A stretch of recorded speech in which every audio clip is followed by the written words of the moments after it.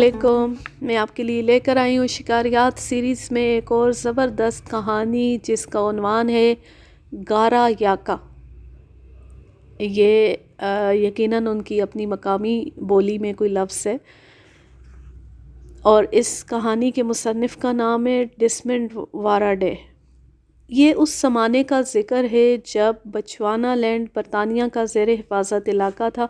मैं यहीं एक घने जंगल में वार्डन की हैसियत से तैनात था।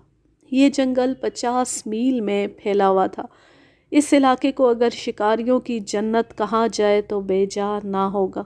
कहीं मस्त हाथियों के गोल ऊधम मचाते हैं तो कहीं खौफनाक दरिंदों के गिरोह एक दूसरे के मुकाबिल नज़र आते हैं। ख़तरे का एहसास हर वक्त चारों तरफ मंडलाता रहता है। इंसान तो क्या, दरिंदे भी मौत को अपने बहुत करीब महसूस करते हैं। अक्सर ऐसा होता है कि एक दरिंदा जो कछार से शिकारी बन के निकलता है खुद शिकार हो जाता है। एक रोज़ मैं दरिया से कुछ फासले पर खड़ा नहायती हसीन नज़ारे से लुत्फ़ अंदोज़ हो रहा था कि दफ़तन पानी में एक हलचल सी पैदा हुई। कोई ख़तरा आसपास मंडला रहा था। मुझे एक चीता नज़र आया जो नहायत पुरस्रार अंदाज में फ़ज़ा को घूर रहा था। चीता अब उस जगह खड़ा था जहाँ कुछ देर पहले मैं मौजूद था।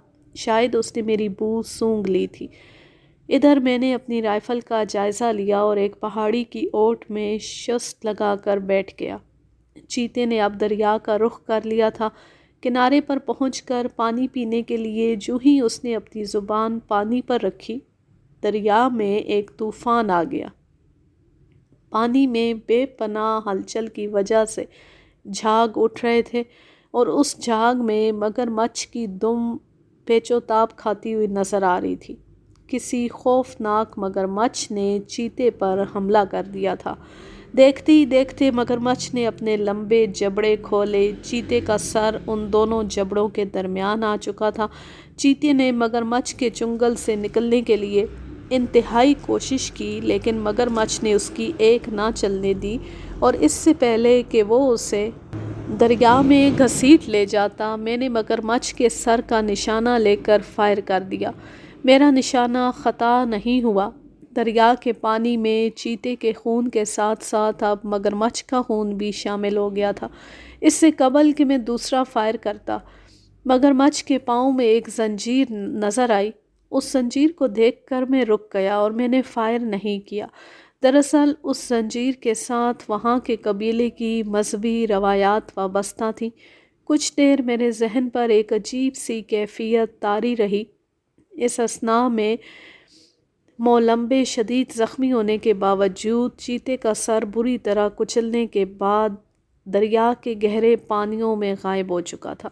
मैं बड़ी एहतियात के साथ आहिस्ता आहिस्ता वहाँ पहुँचा जहाँ कुछ ही अरसा पहले दो खौफनाक दरिंदे ज़िंदगी और मौत का ड्रामा खेल रहे थे। चीता एक तरफ बेहिस्सो हरकत पड़ा हुआ था, उसका सर मसख हो चुका था, आंखें उबल कर बाहर आ गई थी।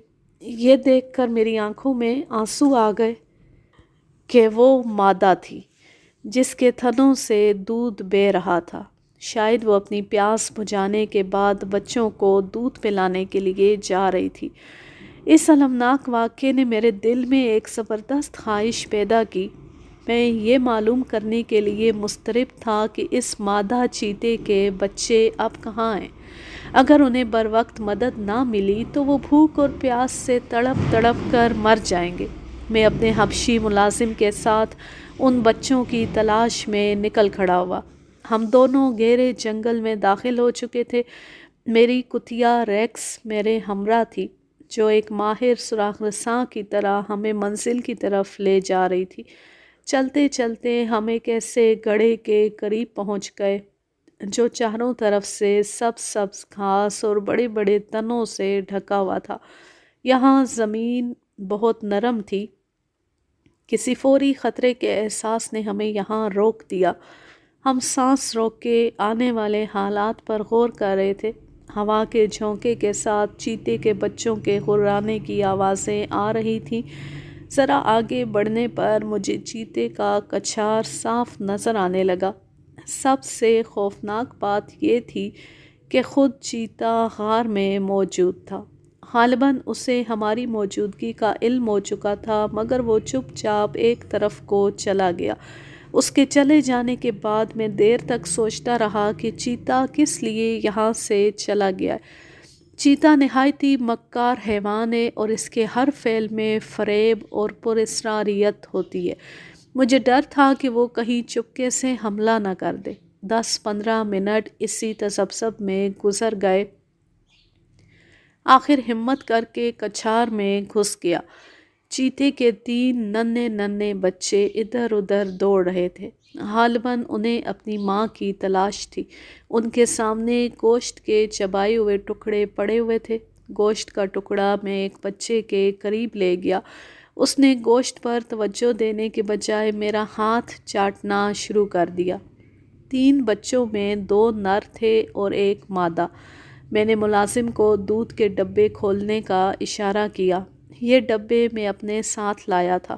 نر بچوں نے دودھ پر زیادہ توجہ نہیں دی، لیکن مادہ نے ڈبے میں سے تھوڑا سا دودھ پی لیا۔ میں ان تینوں کو اپنے کیمپ میں اٹھا لایا۔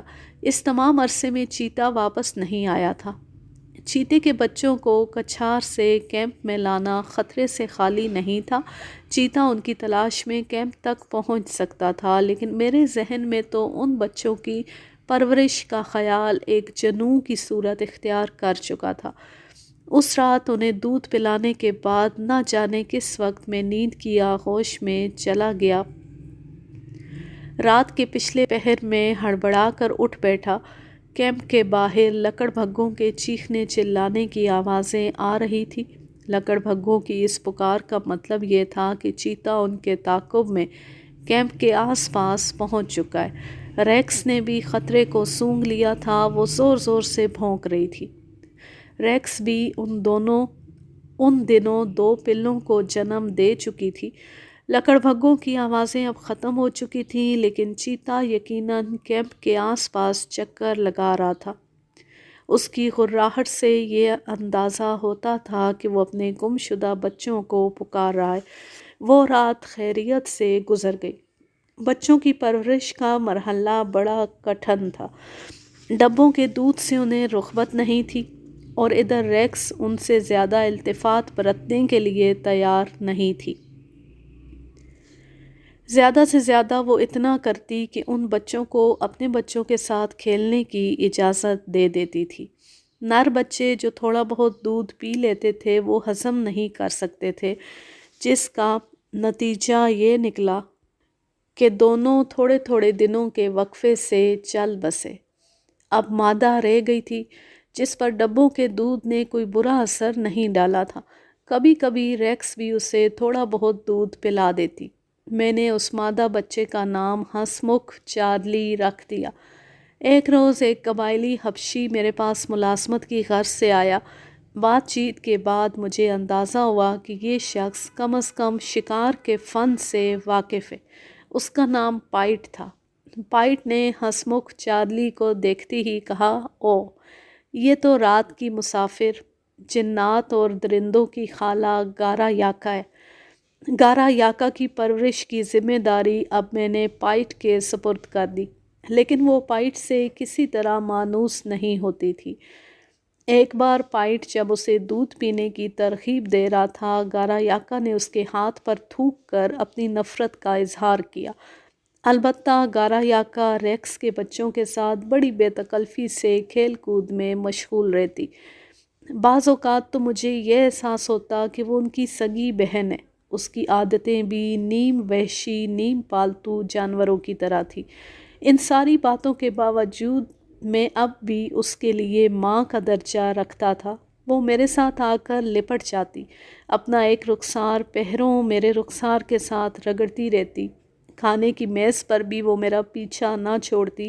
وہ تیزی سے جوان ہو رہی تھی، اس لیے اب کبھی کبھی مجھے اس سے خوف بھی آنے لگا تھا۔ کھانا کھاتے کھاتے جو ہی کانٹے کے ساتھ میں نوالا منہ میں ڈالنے لگتا، وہ میرا نوالا چھین لیتی۔ ایک بار تو اس نے میری قمیص کی آستین پنچا مار کر تار تار کر دی۔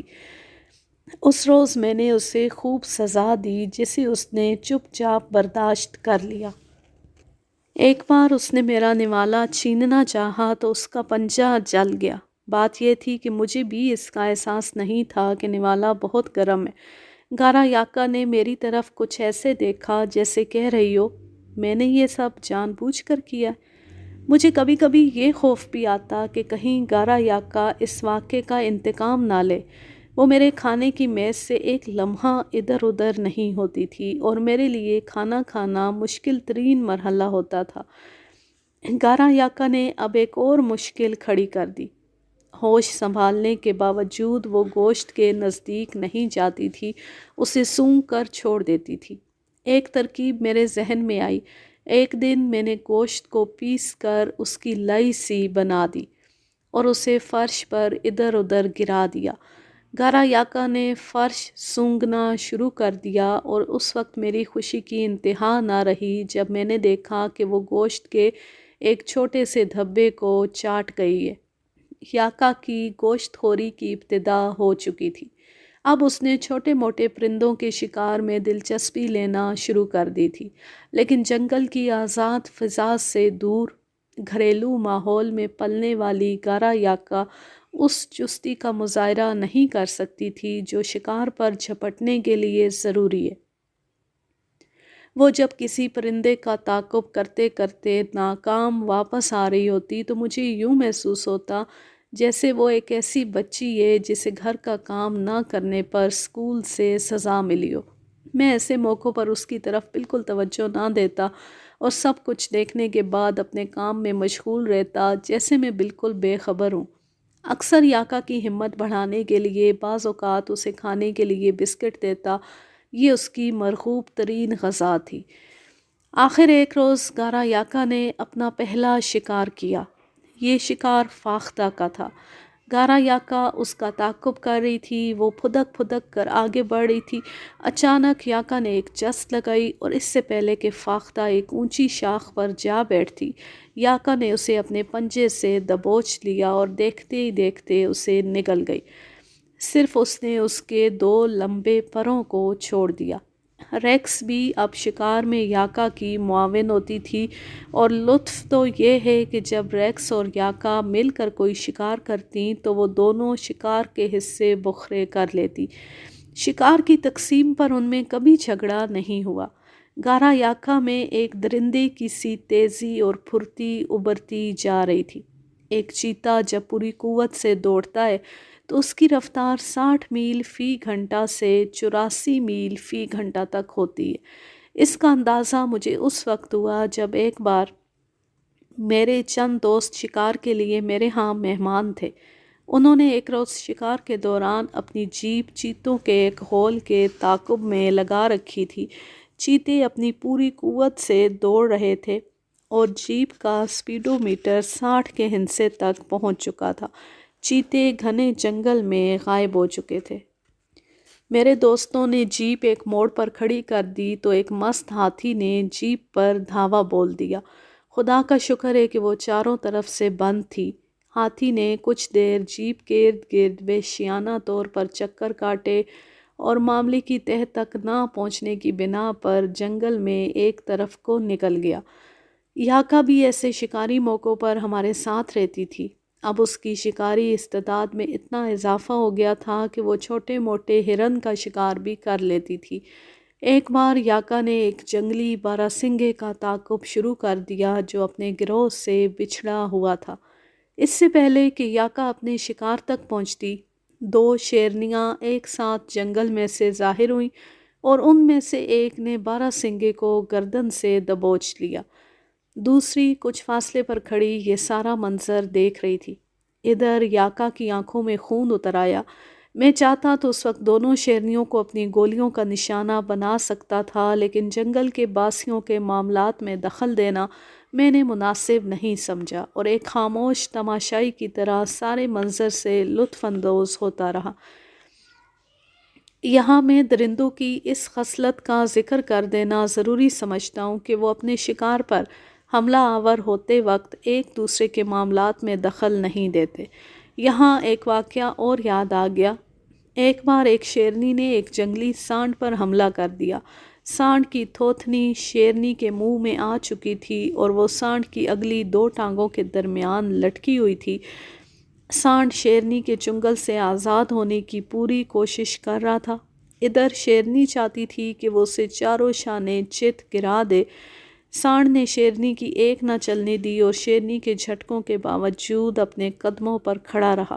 دوسری شیرنی جو کچھ فاصلے پر یہ منظر دیکھ رہی تھی، اگر چاہتی تو مل کر شیر کا شکار کر سکتی تھی، لیکن وہ اپنی جگہ پر جوں کی توں کھڑی رہی۔ بیل نے ایک زوردار جھٹکے سے شیرنی کی گرفت سے چھٹکارا حاصل کر لیا اور تیزی سے اپنے گروہ کے ساتھ جا ملا۔ جنگل میں میرا مستقل کیمپ ابلتے چشموں کے قریب تھا، جہاں لوگ اکثر مجھے ملنے جلنے کے لیے آیا کرتے تھے۔ گارا یاکا ایسے مواقع پر عجیب و غریب حرکات کا مظاہرہ کرتی تھی۔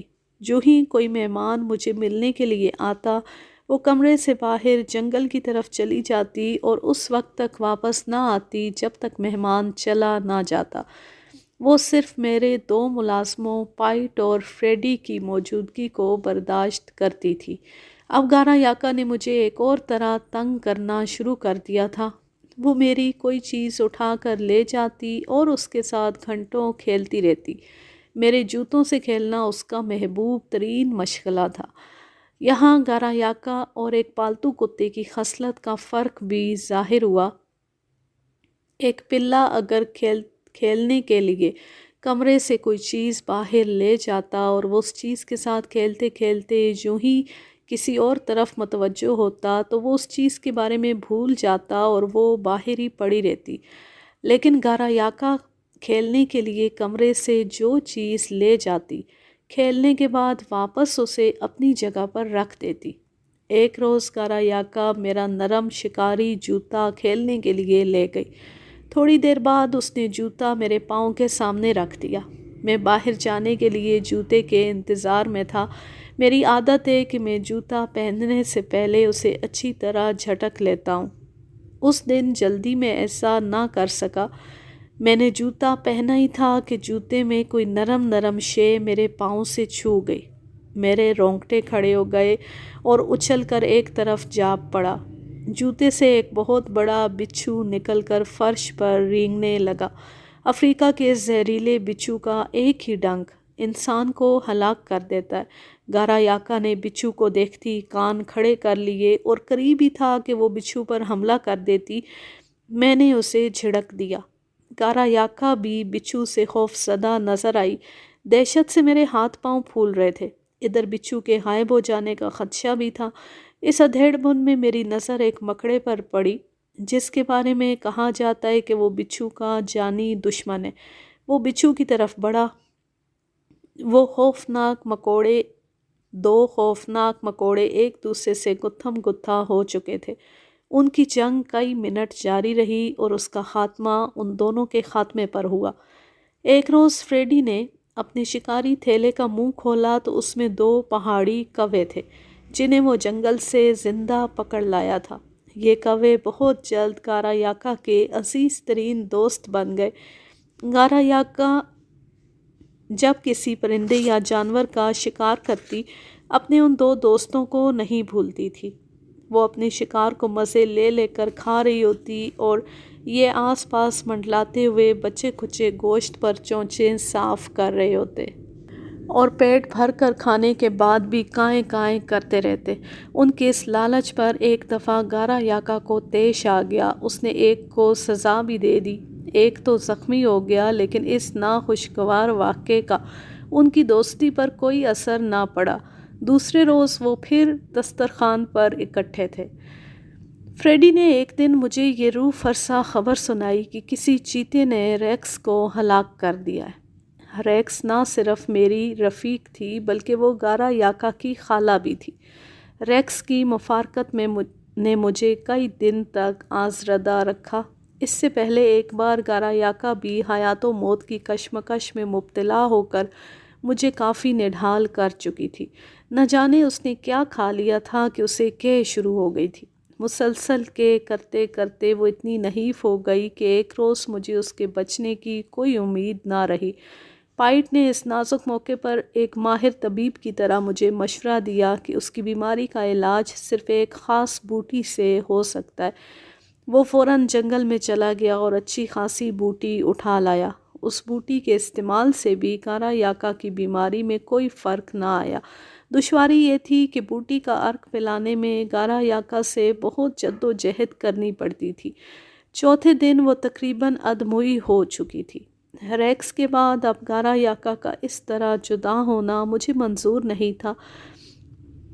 میں نے آخری وقت تک امید کا دامن ہاتھ سے نہ چھوڑا۔ 5ویں روز جب نحیف و نزار یاکا نے سر اٹھا کر میری طرف دیکھا تو میں نے ایک پیالے میں گھنا شوربہ اس کی طرف بڑھا دیا۔ 1-2 گھونٹ شوربہ چاٹنے کے بعد وہ پھر بے سدھ ہو کر لیٹ گئی۔ اسی طرح جب وہ آنکھ کھولتی 1-2 گھونٹ شوربہ پی لیتی۔ شوربے کا ایک پیالہ اس کے لیے تجدید صحت کا جام بن گیا۔ اس روز شام کو مجھے کچھ اطمینان ہوا تو میں نے کھانے کو ہاتھ لگایا۔ اگلے روز گارا یاکا ایک بار پھر مکمل طور پر صحت یاب ہو چکی تھی۔ اب گارا یاکا مکمل طور پر جوان ہو چکی تھی۔ میرے لیے اس کے دل میں بے پناہ محبت اور ہمدردی کا جذبہ موجود ہے۔ وہ بھی مجھ سے ایک لمحہ جدا ہونا پسند نہیں کرتی۔ اس کے باوجود مجھے کبھی کبھی خیال آتا ہے کہ گارا یاکا کب تک میرے ساتھ رہے گی، کیونکہ ایک دن اسے اپنے کچھار کی طرف لوٹ جانا ہے۔ وہ کب تک غیر فطری زندگی بسر کرتی رہے گی۔ ایک بار تو میں اس صورتحال سے دوچار بھی ہو چکا ہوں۔ گارا یاکا کیمپ سے کچھ دور شکار میں مصروف تھی کہ قریب کی جھاڑیوں سے ایک چیتے نے سر نکالا۔ یہ ایک نوجوان چیتا تھا جو گارا یاکا کو کیمپ کی زندگی ترک کر دینے کی ترغیب دے رہا تھا۔ گارا یاکا آہستہ آہستہ اس چیتے کی طرف بڑھنے لگی۔ وہ میری نظروں سے اوجھل ہو گئی۔ میں جھاڑیوں کی اوٹ میں کھڑا اپنی چہیتی گارا یاکا کو جدا ہوتے ہوئے دیکھ رہا تھا، لیکن میری حیرت کی انتہا نہ رہی جب کیمپ کی طرف واپس جاتے ہوئے میں نے مڑ کر دیکھا۔ وہ تیز تیز قدموں کے ساتھ میری طرف واپس آ رہی تھی۔ گارا یاکا مجھ سے جدا نہیں ہونا چاہتی تھی۔ گارا یاکا نے جوان ہوتی ایک نیا کھیل شروع کر دیا تھا۔ ایک روز ہم شکار کے لیے بہت دور نکل گئے۔ یہ وہ علاقہ تھا جہاں بارہ سنگے کا شکار کثرت سے ملتا تھا۔ دیکھتے ہی دیکھتے گارا یاکا غائب ہو گئی۔ فریڈی، پائٹ اور میں اسے ہر طرف تلاش کرتے رہے، لیکن اس کا کوئی نشان نہیں مل رہا تھا۔ ایک جگہ جیپ کھڑی کر کے میں گھنے جنگل میں گھس گیا اور ابھی چند قدم ہی آگے گیا تھا کہ ایک جھاڑی کی اوٹ میں مجھے گارا یاکا کی 2 سرخ سرخ آنکھیں نظر آئیں۔ یاکا مجھے دیکھتی ایک خونی چیتے کی طرح بپھر گئی۔ اس کی دم تنی ہوئی تھی اور وہ ایک خونخوار درندے کی طرح مجھ پر حملہ آور ہونے کے لیے تیار ہو رہی تھی۔ میں نے اسے چمکارنا چاہا، لیکن جوں جوں میں اسے چمکارتا تھا وہ اور زیادہ بپھرتی جاتی تھی۔ یہ ایک لمحہ میری زندگی کا مشکل ترین لمحہ تھا۔ کیا مجھے یاکا کو گولی کا نشانہ بنانا پڑے گا؟ کیا میری برسوں کی محنت اور کوشش اس ایک وحشی درندے کی نظر ہو جائے گی؟ بہرطور جان بچانا فرض ہے۔ یہ سوچتی میں نے اپنی بندوق سنبھال لی تھی کہ یاکا نے جھاڑی کی اوٹ سے جست لگائی اور دوسری ہی لمحے وہ میرے پاؤں چاٹ رہی تھی۔ یہ سب اتنی جلدی ہوا کہ میں حیران و ششدر رہ گیا۔ کچھ دیر بعد گارا یاکا پھر غائب ہو گئی اور اب واپس آئی تو ایک بارہ سنگے کی بے سر لاش ساتھ گھسیٹتی لائی۔ سر کے علاوہ بارہ سنگے کے جسم کے بعض حصوں سے گوشت بھی غائب تھا۔ کسی نے شکاری چاقو سے جانور کے پرگوشت حصے اس طرح کاٹے تھے جیسے وہ بہت جلدی میں ہو۔ گارا یاکا بار بار اسی سمت اشارہ کر رہی تھی جس طرف سے وہ لاش اٹھا کر لائی تھی۔ اس کے جوش و خروش سے ظاہر ہوتا تھا کہ اس طرف کوئی خطرہ موجود ہے۔ تھوڑی فاصلے پر ہمیں 12 مزید لاشیں ملی۔ ان سب کے بھی سر غائب تھے اور باقی ڈھانچوں سے جگہ جگہ گوشت کاٹ لیا گیا تھا۔ ہم سمجھ گئے کہ یہاں شکاری آئے ہیں اور چونکہ 12 سنگوں کے سر بہت بیش قیمت ہوتے ہیں اس لیے وہ سر کاٹ کر لے گئے۔ اس علاقے میں شکار کی پابندی تھی، اس لیے میں ان کی تلاش میں نکل کھڑا ہوا۔ کچے راستے پر جگہ جگہ جیپ کے ٹائر کے نشانات نے میرے اس خیال کی تصدیق کر دی۔ فریڈی اور پائٹ ماہر شکاریوں کی طرح ان نشانات پر آگے بڑھنے لگے۔ گھنے جنگل میں جیپ کا سفر بڑا مشکل ہوتا ہے۔ میں نے ان چور شکاریوں کا سراغ لگانے کا تہیہ کر لیا۔ انہوں نے کہیں قریبی کیمپ لگا رکھا تھا۔ گارا یاکا اس سوراخ میں پیش پیش تھی۔ یہی مجھے یہ احساس ہوا کہ درندے میں سونگھنے کی حس کتنی تیز ہوتی ہے۔ جہاں چور شکاریوں کی جیپ کے نشانات نہیں ملتے تھے وہاں گارا یاکا ہماری رہنمائی کر رہی تھی۔ کچھ ہی دیر بعد مجھے فریڈی کی چیخوں کی آواز سنائی دی۔ جیپ کھڑی کر کے میں فوراً اس طرف دوڑا۔ اوہ، وہ منظر کتنا ہولناک تھا! ایک بہت بڑا سانپ فریڈی سے چمٹا ہوا تھا۔ اس نے اس کی ایک انگلی پر کاٹ لیا تھا اور اب فریڈی کی کوشش کے باوجود بھی وہ اس سے الگ نہیں ہو رہا تھا۔ پائٹ اور میرے شور مچانے پر سانپ بھاگ تو گیا لیکن فریڈی کی حالت بہت نازک تھی۔ سانپ کا زہر ختم کرنے والا انجیکشن موجود تھا۔ فریڈی کو وہ انجیکشن لگایا گیا۔ اس کی خطرناک حالت کے پیش نظر اسے کیمپ واپس پہنچانا ضروری تھا۔ انجیکشن نے کوئی خاطر خواہ اثر نہ کیا۔ تھوڑی دیر بعد فریڈی کے دوسرے بازو میں بھی شدت سے درد ہونے لگا۔ زہر اپنا کام کر رہا تھا۔ اس کے چہرے کی رنگت بدل رہی تھی۔ اس کا بازو سوج گیا تھا۔ کچھ دیر بعد اس کی قوت گویائی بھی جاتی رہی۔ اس کا گلا بند ہو چکا تھا۔ 2-4 ہی لمحوں میں وہ جیپ میں بے ہوش پڑا تھا۔ اس کے بچنے کی کوئی امید نہیں تھی۔ میں نے اسے بچانے کے لیے اس کے کولہوں میں ایک اور انجیکشن لگا دیا لیکن اس کی حالت اور زیادہ خراب ہو گئی۔ اب اس کے سوا اور کوئی چارہ نہ تھا کہ اسے تقدیر کے رحم و کرم پر چھوڑ دیا جائے۔ اسے کیمپ پہنچا دیا گیا۔ مجھے ہر لحظہ اس کی موت کا انتظار تھا لیکن دوسری صبح اس کی حالت قدرے بہتر ہو گئی۔ اس کے باوجود اس پر غشی طاری تھی۔ تقریباً 1 ہفتے بعد وہ ہوش میں آیا اور جب اس کی انگلی کی پٹی کھولی گئی تو زخم کا رنگ گہرا سبز ہو چکا تھا۔ زہر ابھی اس کے جسم میں موجود تھا۔ ہسپتال کیمپ سے 150 میل کے فاصلے پر تھا۔ میں نے فریڈی کو ہسپتال پہنچانے کا فیصلہ کر لیا۔ فریڈی اپنی قوت ارادی سے موت کے چنگل سے صاف بچ کر نکل گیا۔ ہسپتال سے واپسی پر مجھے جنگل میں ایک کار کھڑی نظر آئی۔ اس سے کچھ ہی فاصلے پر ہاتھیوں کا ایک گروہ ایک ہتھنی کے ارد گرد پہرا دے رہا تھا۔ کار میں بیٹھا ہوا شخص اچانک کار سے نکلا اور سامنے ایک ٹیلے پر جا بیٹھا۔ اس کے ہاتھ میں ایک معمولی سی شکاری بندوق تھی۔ وہ بار بار کچھ ایسی حرکتیں کر رہا تھا جس سے یہ معلوم ہوتا تھا کہ وہ ہاتھیوں کو اپنی طرف متوجہ کرنا چاہتا ہے۔ اتنے میں ایک ہاتھی کار کی طرف بڑھا۔ اس نے کار کے ریڈیٹر کو اس زور سے ٹکر ماری کہ اس کے پرخچے اڑ گئے۔ اس نے کار کو اپنی سونڈ میں اس طرح اٹھا لیا جیسے گارا یاکا گیند کو اٹھا لیتی تھی۔ کار کا ایک ایک حصہ فضا میں گتے کے کھلونے کی طرح اڑ رہا تھا۔ میری جیپ کچھ فاصلے پر کھڑی تھی۔ ہاتھی کی وحشت دیکھ کر میں اپنی سیٹ پر دم سادے بیٹھا رہا۔ ہاتھی نے اس آدمی کو ٹیلے پر بیٹھے ہوئے دیکھ لیا تھا۔ وہ تیزی سے اس کی طرف بڑھنے لگا۔ مجھے اس شخص کی حماقت پر تعجب ہو رہا تھا کہ وہ ایک قوی ہیکل درندے کو ایک عام بندوق سے شکار کرنا چاہتا تھا۔ فائر ہوا، گولی نشانے پر لگی لیکن ہاتھی پر اس کا ذرا بھی اثر نہ ہوا۔ اس موقع پر اگر میں مداخلت نہ کرتا تو ہاتھی اس کی تکہ بوٹی کر چکا تھا۔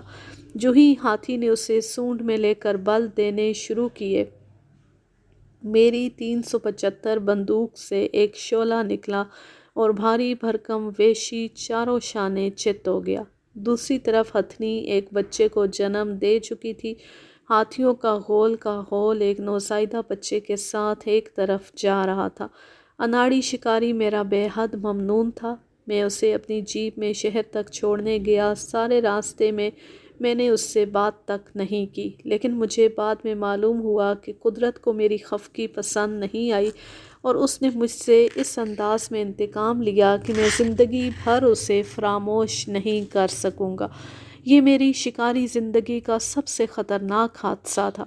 گارا یاکا ایک روز میرے ساتھ پرندوں کا شکار کر رہی تھی۔ شکار کرتے کرتے میں کچھ دور نکل گیا۔ اچانک میری نظر ایک دانت والے دیو پر پڑی۔ یہ علاقے کا سب سے بدنام ہاتھی تھا۔ اس کے بارے میں مشہور تھا کہ یہ کھڑی فصلوں کو دیکھتے ہی دیکھتے تباہ کر دیتا ہے اور جہاں کہیں پانی کا ذخیرہ ہو وہاں اپنے ساتھیوں کے ساتھ پہنچ جاتا ہے۔